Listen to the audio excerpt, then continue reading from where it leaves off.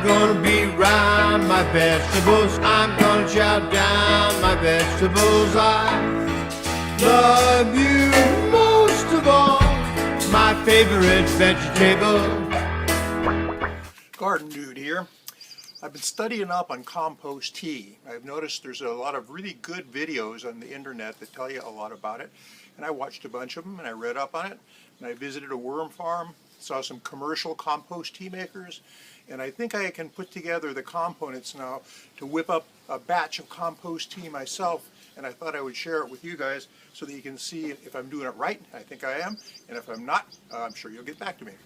Okay, to start with, here's what you need. I'm going to do it in a 5-gallon bucket. I took a 5-gallon bucket that I had been keeping compost in and I washed it out really good, and then I left it in the sun for a couple of days to disinfect it. So that's my 5-gallon bucket. I'm going to go over to my compost bin soon, and this is a paint strainer. You can go and buy these. It's a nylon bag.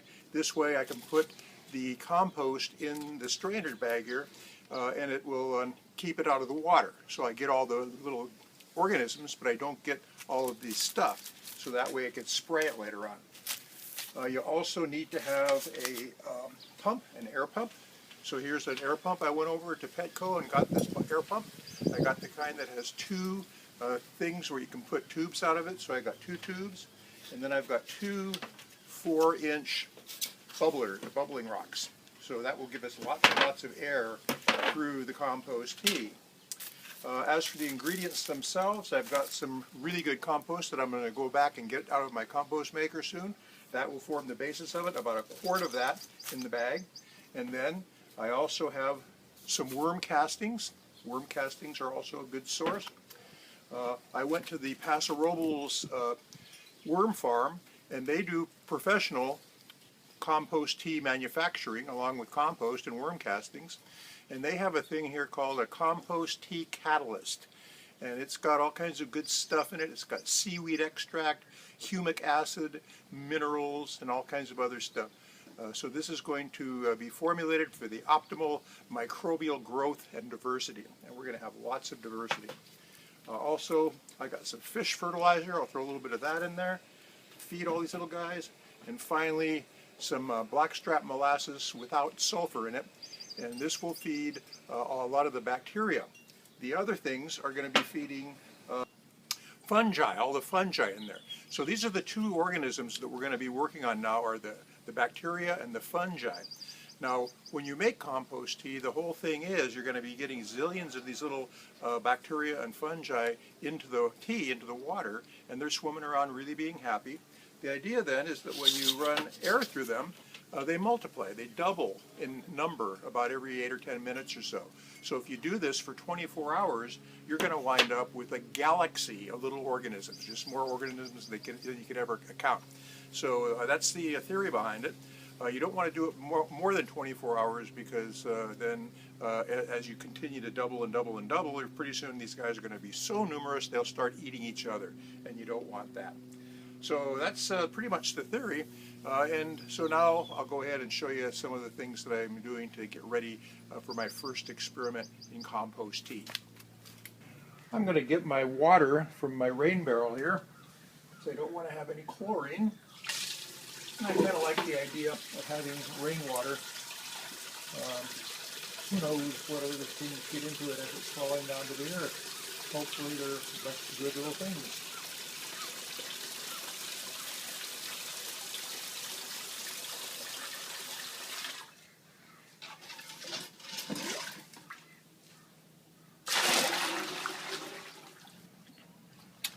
Okay, here's the old compost maker, and here's about a quart container. I'm going to reach in, and oh my, look at that beautiful compost. Isn't that just lovely? Put the roots and stuff out of there. I'm going to now prepare my tea bag. So this is the paint straining bag. And in goes my own homemade compost. And then to supplement that a little bit, get some other forms of bacteria and stuff. This is that special compost tea catalyst from the Paso Robles worm farm. So that'll go in there too. And then we have a little bit of a fish fertilizer, which will help to supplement these guys a little bit. So let's put some of the little fish fertilizer in here. We want these guys to be very well nurtured. Put another one of those in. And then I have some of my worm castings here. Worm castings are always good for the mix. So we'll take a bunch of them here.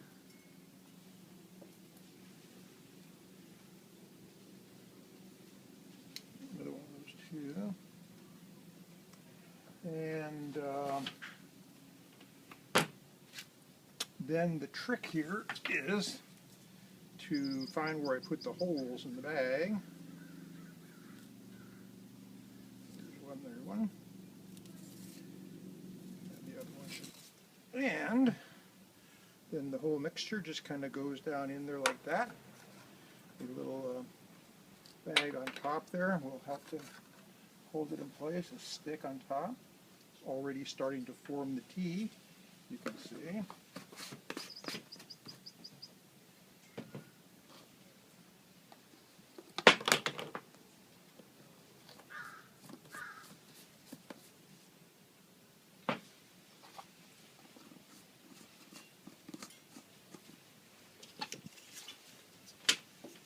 And we'll put the old bubblers in. Way down in the bottom.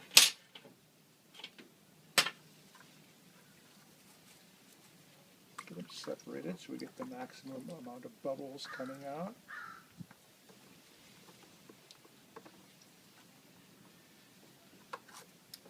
And finally, we'll put in a tablespoon or two of molasses, and that will feed the little guys.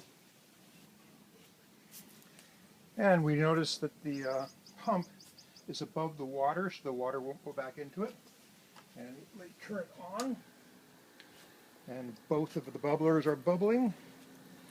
And we'll come back in 24 hours, and that should be primo compost tea.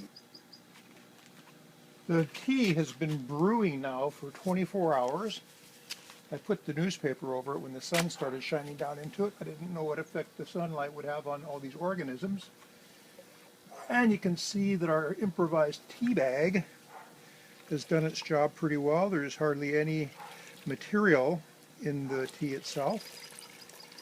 And of course, this yummy stuff here is going to go back into my compost. I think I'll let it drain here in the old lemon tree. I'll bring it back. And that's looking pretty nice. I wish I had a microscope so we could see all the microorganisms that are floating around in there.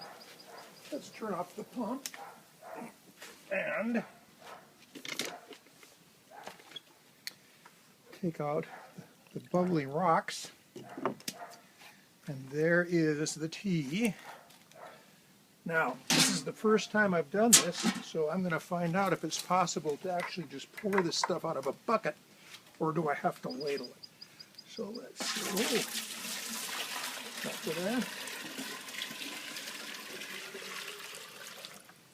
Now I understand that because we're dealing with living organisms here, it's a good idea to use this stuff within a short period of time, get the maximum use.